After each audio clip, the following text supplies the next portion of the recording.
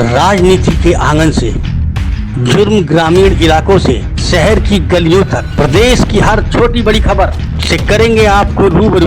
देखते रहिए हिंदुस्तान न्यूज 24।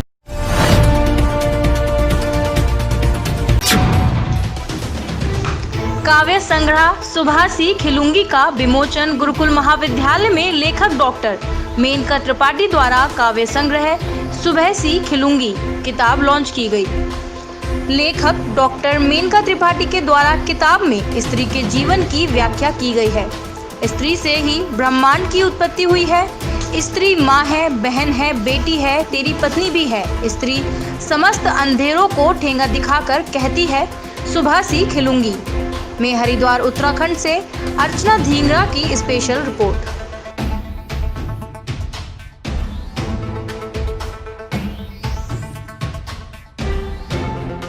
उपन्यास लेखन, फीचर लेखन और शोध पत्र उनके दौर शिक्षाविद तो वो है ही। तो उनका जो शोध है लिखता है चांदनी बदरंग दीवारों पर।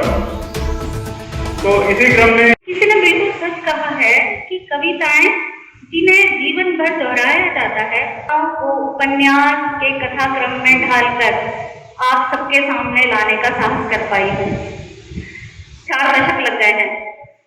पूरी मीडिया बच्चों का इतने धैर्य से आपने मुझे सुना।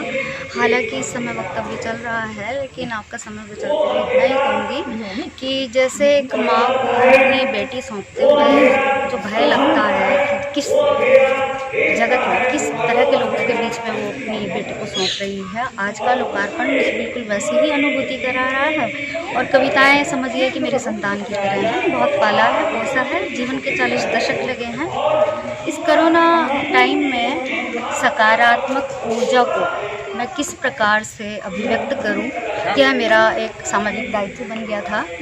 तो सुभासी खिलुंगी मेरी 60 कविताओं का संग्रह है, जिसमें मैंने एक किचन से ताम झाम और उलझनों में फंसी हुई लड़की जब सूरज से प्रेम करती है और जाकर छू आती है, तो ये जो कविता में एक यात्रा का क्रम है वह आप देखेंगे। क्योंकि मेरी पहली कविता नाव एक ढर्रे पर लगी हुई एक स्त्री जो कि एक व्यवसाय से जुड़ी है, और फिर दूसरी कविता तिकोने पराठे।